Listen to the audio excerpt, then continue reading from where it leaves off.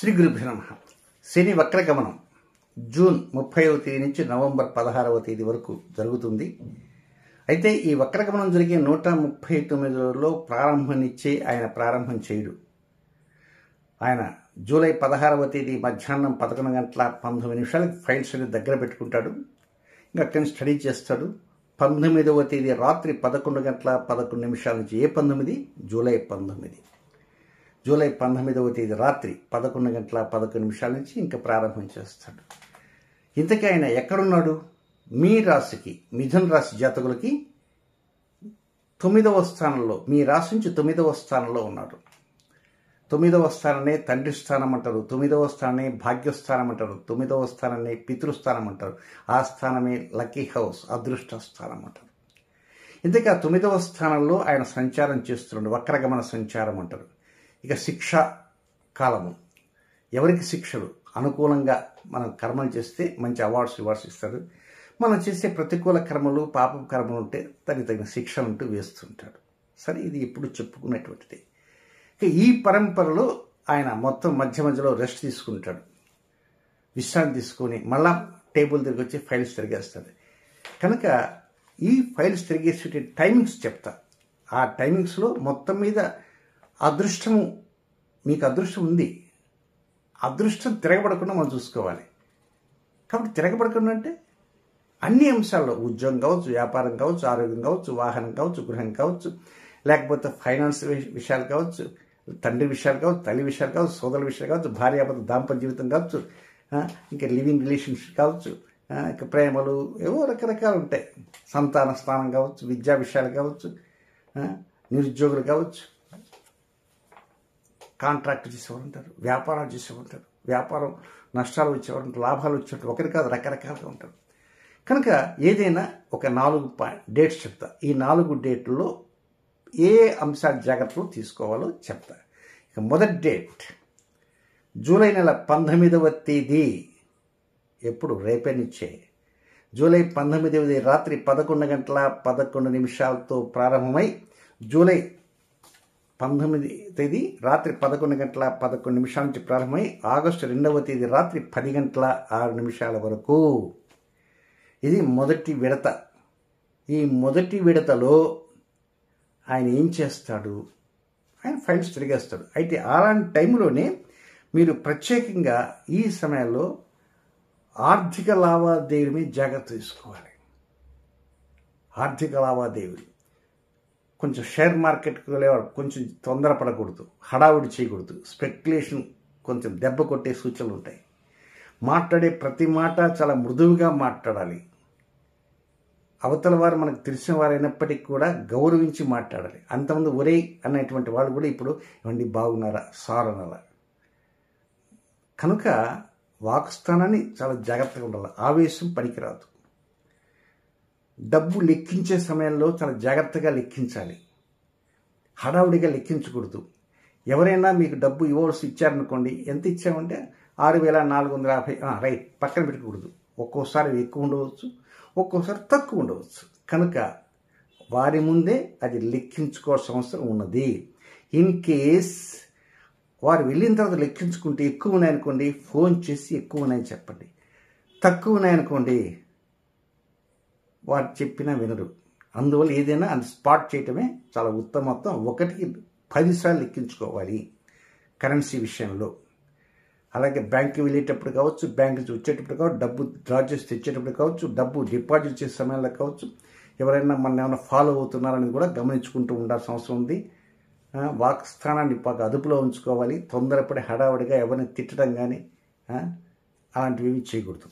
ఇక రెండవ సమయం ఆగస్టు నెల 16వ తేదీ రాత్రి 7 గంటల 44 నిమిషాల నుంచి ప్రారంభమై ఆగస్టు 30వ తేదీ మధ్యాహ్నం 3 గంటల 46 నిమిషాల వరకు ఉన్నటువంటి ఈ సమయంలో తోబుట్టువులతో సరదాగా మాట్లాడకూడదు. ఒక్కోసారి సరదాగా మాట్లాడినా కూడా కొన్ని సమస్యలు వచ్చి కూర్చుంటాయి. ఎంతవరకు మాట్లాడాలో అంతవరకే మాట్లాడాలి. ఏదన్నా వారు మనవాళ్లే కదని రహస్య సమాచారం కనుక చెప్తే అది అలా వెళ్ళిపోతుంది. ఆ తర్వాత ప్రథమ ముద్దాయి మీరే అవుతారు. మీకెవరో చెప్పుండొచ్చు, మీరు ఆ వార్తని తోబుట్టువులే కదని వారికి చెప్పొచ్చు. ఎవరికి చెప్పవద్దని ఒట్టు పెట్టుకోవచ్చు, కానీ ఒట్టు గిట్టు జాంత అన్నాయి ఇక్కడ. కనుక వీలైనంత వరకు పొట్ట ఉబ్బరం, కడుపు ఉబ్బరం మాటలు ఉంటాయి, త్వరగా త్వరగా చెప్పాలి. కేవలము తోబుట్టువులే కాదు, ఎవరితో కూడా ఆ సమయంలో రహస్యాలు కొంచెం వరకు చెప్పకుండా దాటవేసే ధోరణిలో ఉండటం చాలా ఉత్తమోత్తమం అనేటువంటి విషయాన్ని గమనించాలి ఎవరు మిథున రాశి జాతకులు. తోబుట్టువులతో ఒక్కోసారి ఆ సమయంలో మీకు ఏదైనా డబ్బు అవసరమైందనుకో, అన్నయ్య డబ్బు కావాలరా అర్జెంటుగా అనే విషయాన్ని మాత్రం అడగొద్దు. కాకపోతే ఈ డేట్కు ముందని అడగండి, ఆ డేట్ తర్వాత అడగండి తప్ప ఈ డేట్లో మాత్రం అడగొద్దు. ఈ డేట్ మళ్ళీ చెప్తాను, ఆగస్టు 16వ తేదీ నుంచి ఆగస్టు 30వ తేదీ మధ్యకాలంలో. ఇక 3వ పాయింట్, ఆ డేట్ ఎప్పుడంటే సెప్టెంబర్ 13వ తేదీ ఉదయం 9:35 నుంచి 26వ తేదీ అర్ధరాత్రి వరకు ఉన్నటువంటి ఈ సమయంలో తోబుట్టువులు కూడా ఈ సమయం కూడా కలుస్తారు. ప్లస్ మీరు చేసే ఉద్యోగం, వ్యాపారము, ఆరోగ్యము, వాహనము, అద్దెలు కావచ్చు, సొంత ఇళ్ళు కావచ్చు, గృహ కొనుగోలు కావచ్చు, గృహ అమ్మకాలు కావచ్చు, హెల్త్ పాయింట్లు కావచ్చు, మీ తల్లి విషయాలు కావచ్చు, అన్నింటిలో కూడా కొన్ని జాగ్రత్తలు తీసుకోవాలి. జాగ్రత్త అంటే ఏం జాగ్రత్తలు అనుకోవచ్చు. పై అధికారులతో వినయం ఉండాలి. ఉద్యోగం నచ్చలేదని హడావిడిగా రాజీనామా చేస్తే మొదటికే మోసం వస్తుంది. ఆరోగ్యం కొంచెం ఏదైనా కొంచెం ఇబ్బందికరంగా ఉంటే ఎంబడే మీ అంతా మీరు పోయి మెడికల్ షాప్లో ట్యాబ్లెట్ తెచ్చుకోవద్దు, డాక్టర్ గారి దగ్గరికి పోండి. మీ తల్లిగారితో కొంచెం మనస్పర్ధలు ఏమన్నా ఉంటే కొంచెం ఆమెను ఏదో ప్రకారం కన్విన్స్ చేసే విధంగా ఉండాలి. అంతే తప్ప ఆమె కొంచెం కోపోద్రేకంతో ఆ కోపాన్ని మరి కొంచెం పెంచడానికి మాత్రం ప్రయత్నం చేయవద్దు. మీరు కనుక ఇల్లు అమ్మాలనుకుంటే కొంచెం ఆగండి, ఓపిక పట్టండి. ఇల్లు కొనాలనుకుంటే ఓపిక పట్టండి. అద్దె ఇల్లు ఖాళీ చేయాలనుకుంటే ఓపిక పట్టండి. ఇది ఎట్లండి ఓనర్గా ఖాళీ చేయడం తప్పదు. కనుక ఏదైనా రిక్వెస్ట్ చేయడానికి ప్రయత్నం అంటూ చేయాలి. ఇక 3వ పాయింట్ ఏంటంటే 4వ పాయింట్, అక్టోబర్ 23వ తేదీ రాత్రి 12:42 నుంచి నవంబర్ 6వ తేదీ ఉదయం 8:47 వరకు సంతాన విషయాలపైన అత్యంత అధికమైన శ్రద్ధ చూపించాలి. వారు విద్యావంతులు కావచ్చు, ఉద్యోగస్తులు కావచ్చు, విద్యార్థులు కావచ్చు, వివాహం కావాల్సిన వారు కావచ్చు, వివాహం అయిన వారు కావచ్చు, దూగాడే పిల్లలు కావచ్చు, సంతానం కోసం ప్రత్యేకంగా మందులు గిందులు ఇలాంటివి తీసుకునేవారు కావచ్చు. ఏదైనా సరే సంతాన అంశాలపైన ఎక్కువ దృష్టి ఉంచాలి. ఒక్కోసారి మీరు చెప్పేటువంటి మాటల్ని వారు పెడచెవిన పెట్టచ్చు. వారు ఏదైనా మిమ్మల్ని రిక్వెస్ట్ చేస్తే ఆ రిక్వెస్ట్ని పక్కన పడేయచ్చు. మీరు ఏం తక్కువ తినేవారు కాదు. వాడు చెప్పింది మనం ఎందుకు వెళ్ళాలా, మనం చెప్పింది వాడు వినాలా. వయసులో వాడు చిన్నవాడు కదా, నేను తండ్రిని కదా, నేను తల్లిని కదా అనుకుంటారు.